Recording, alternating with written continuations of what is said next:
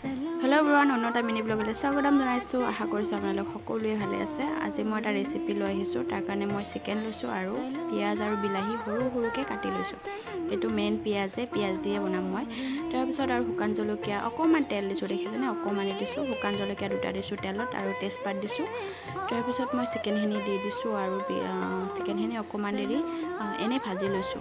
তাৰপিছত মই দিছোঁ বিলাহী আৰু পিঁয়াজখিনি আৰু 2টা কেঁচা জলকীয়াও দিছোঁ আৰু এইখিনি ধুনীয়াকৈ ভাজি লৈছোঁ। লোৱাৰ পিছত মই দিছোঁ ইয়াতে মছলাবিলাক। তাৰপিছত মছলা মানে বেছি দিয়া নাই, অকণমান দিছোঁ। মেইনলি মই তেল কমকৈ দি কিনে পিঁয়াজ দি কিনে বনাইছোঁ আৰু খাবলৈ এনেকুৱা মানে টেষ্টি হয়, আপোনালোকে এবাৰ ট্ৰাই কৰিব। তাৰপিছত মই ইয়াতে অকণমান চব্জি মছলাও দিছোঁ, বহুত বেছি ভাল লাগে। আৰু মছলা কি দিছোঁ মই দেখাই দিছোঁ, সেইকাৰণে মই কৈ যোৱা নাই।